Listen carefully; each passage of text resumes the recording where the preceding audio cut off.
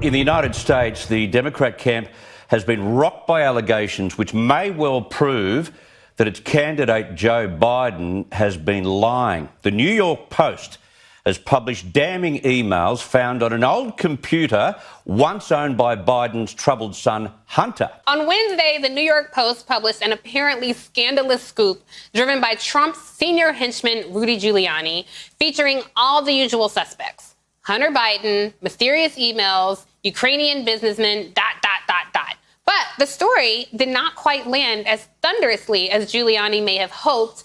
There are major questions about the origins and the accuracy of that story. And today we learn more about concerns expressed by the president's most senior advisors, that the president's personal attorney was peddling Russian disinformation. The Washington Post reports that according to 4 sources, the White House was warned last year that Giuliani was the target of a Russian intelligence operation with the goal of having him feed misinformation to the president.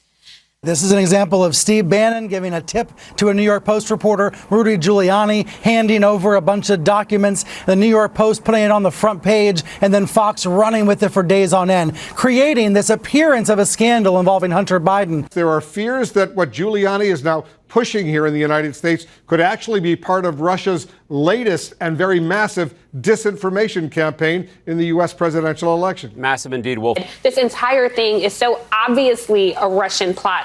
It is to me, and I was never even an ambassador to the Russian Federation. I think it's one of the biggest scandals I've ever seen, and you don't cover it.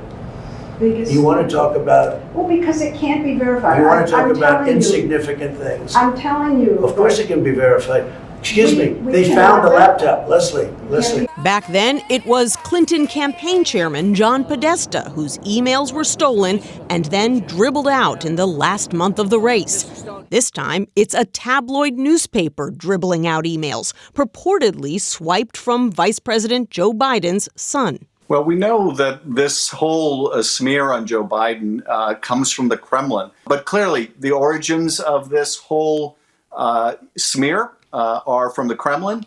And the president is only too happy to have Kremlin help in trying to amplify it. This time, social media outlets were quick to limit the spread of the story. Twitter briefly suspending the accounts of the Trump campaign and White House press secretary after they tried to share it. The campaign threatened to sue as allies on Capitol Hill cried censorship. The Senate Judiciary Committee wants to know what the hell is going on. Then and now, the goal of these incidents appears to be the same, to cast a cloud over the frontrunner in the closing weeks of the campaign using a drip, drip, drip of emails that create the air of scandal. This looks like your classic disinformation campaign. Eric O'Neill is a former FBI operative. Steal the information with a cyber attack, get the emails from Hunter Biden's account, and then put them on these laptops that are left at a repair store. And that's how the information is now laundered into the public. Another wonderful propaganda coup for Vladimir Putin, seeing the president of the United States holding up a newspaper promoting Kremlin propaganda. It's really incredible. Adam Schiff, from the chairman of the Intel Committee, is out and about this weekend on Sunday morning shows saying all of this news is just Russian disinformation, and it's not true. You are the director of national intelligence. You see more intelligence than anybody in the country other than the president of the United States, so you can tell us what's real and what's fake. Is this Russian disinformation, Director? The intelligence community doesn't believe that because there's no intelligence that supports that. And we have shared no intelligence with Chairman Schiff or any other member of Congress that Hunter Biden's laptop is part of some Russian disinformation campaign. It's simply not true. The best evidence of this, as we would call it as a prosecutor, the best evidence is that the Biden campaign has not denied that the laptop belonged to Hunter Biden, nor that the emails are genuine. And you've got reports that a lawyer for Hunter Biden has asked the computer shop for the laptop back. Those things are all what we would call proof that the laptop is actually genuine. Let's start at the beginning, because it's very complicated. We got a first glimpse at the story early in the day, with some breaking news from the Post that they had obtained alleged emails of Hunter's from a laptop, presumably that he dropped off at a computer repair shop in April 2019, and then forgot to pick up. The computer, according to a subpoena obtained by the New York Post, was then requisitioned by the FBI in December 2019, but then had its contents copied over to a separate drive of the store owner at the time. The separate drive was then reportedly shared with former New York City Mayor Rudy Giuliani's lawyer and was known to former Trump advisor Steve Bannon in September. Then, on Sunday, the Post was provided with those emails by Rudy Giuliani. The emails themselves are absolutely newsworthy, and that's all journalists should really care about. Well, no. Why? Because the people who published the Steele dossier, the people who blew up every single fake Russiagate story day after day, month after month, year after year, have suddenly become very concerned about sourcing. Kyle Griffin, who is an annoying NBC toady, popular amongst blue checks, tweeted, quote, "No one should link to or share the New York Post report. You can discuss the obvious flaws and unanswerable questions in the report without amplifying what appears to be disinformation." That's odd. Why is a journalist asking everyone to ignore a story? Shouldn't they just ask the Biden campaign for their response, or maybe, put more information out there, add context? Has Facebook and Twitter really tried to smother the story? Really? I mean, they're not even pretending they're not smothering it. It's been a joke. Twitter actually locked the New York Post's Twitter account today. Just got rid of it. Nothing could come out of the New York Post Twitter account. Every time somebody tried to click on a link to our story, which went up at 5 a.m. our time today, which was 8 p.m. your time last night, they got a message.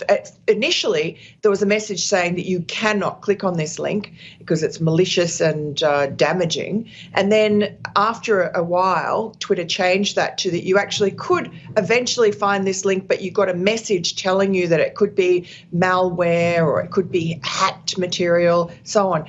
And Facebook at the same time also decided to throttle the story.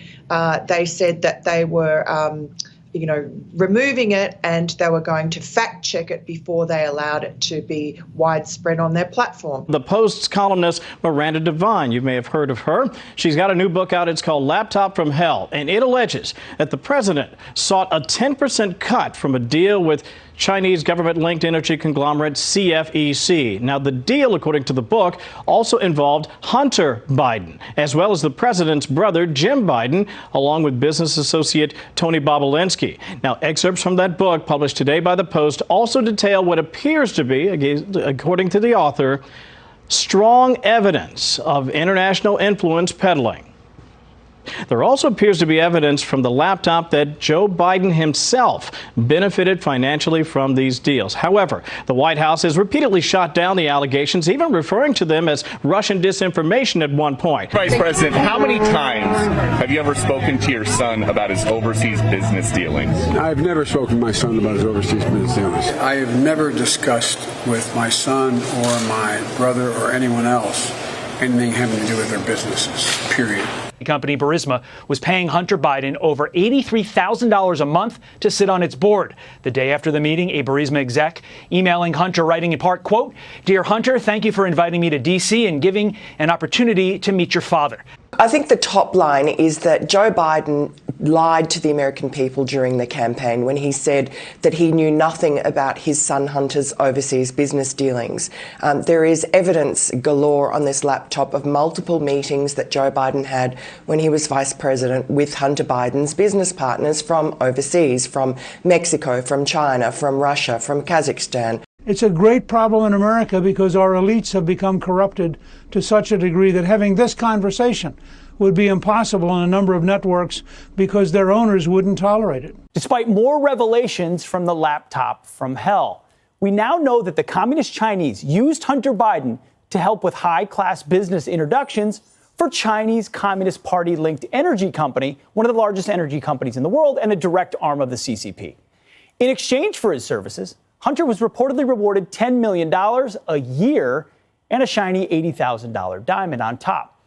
All of this for knowingly introducing top Chinese communists to top U.S. officials so that China could get an upper hand on the U.S. economy and U.S. energy. It's all right there in the laptop from hell. There could be a laptop out there that was stolen from me. There could be that I was hacked. It could be that it was Russian intelligence. It could be that it was stolen from me. This is from the same laptop, by the way, that Hunter Biden recently said he couldn't recall if it was his or not. But it's from Hunter Biden, March 26, 2015, and he says, okay, the reason for the dinner is ostensibly to discuss food security. Dad will be there, but keep that between us for now. Thanks. Probably the most famous board member of a Ukrainian energy company of all time. His new memoir is called Beautiful Things. In case you've been wondering where he is, welcome Hunter Biden. When they ask you if that was your laptop, you say you don't know, which is hard to believe unless you read the book. I really don't know. And the fact of the matter is, it's a red herring. It is absolutely red herring. You thought the Hunter Biden saga couldn't get any slimier? Here come the Serbians. And it comes days after we learned a Chinese energy tycoon gave Hunter a 3-carat diamond, so romantic, and offered him about $30 million just to make some introductions, that's all. So when the hell is the White House going to admit that this is an actual scandal? Hunter Biden's past can be charitably described as a Hindenburg-esque disaster. He's an alcoholic drug addict. He's been filmed on video, smoking crack naked with hookers. Who among us? He had a kid with a stripper whose paternity he denied, and he even shacked up with his dead brother's widow. What a winner. But that stuff's not actually that bad compared to the corruption. Theoretically, Pete, we're supposed to have these people called journalists in America, and they are the guardians of our republic, allegedly, by providing the public with necessary information. But when it comes to Democrats selling influence, peddling access to office, and just straight up corruption, there's so much less interest all of a sudden. Look, the Clintons created a global grift scheme through what was supposed to be a charity and got away with it to the tune of tens of millions, hundreds of millions of dollars. Hunter Biden selling paintings for $50,000 to $500,000 a pop. According to the Washington Post, the White House is helping him. They're his art dealer now. They helped Hunter Biden reach a deal to hide the identities of the people who bought those paintings. That doesn't sound corrupt or anything.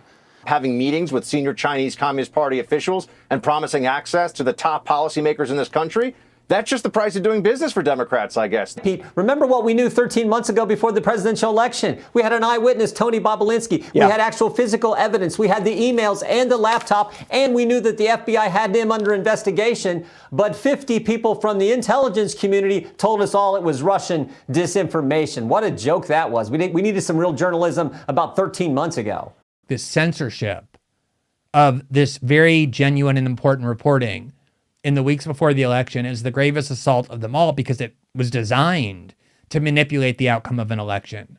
And it was accomplished by having journalists lie over and over and justify not reporting on very consequential documents by simply rewriting the rules of journalism, mindlessly depending on the CIA, and just engaging in groupthink of a type that we never saw before. And as a result, we will never know whether the outcome of the 2020 election was altered by millions and millions of people being denied the right to have heard this accurate reporting, denied by a union of big tech, the CIA, corporate media outlets, and the Democratic Party.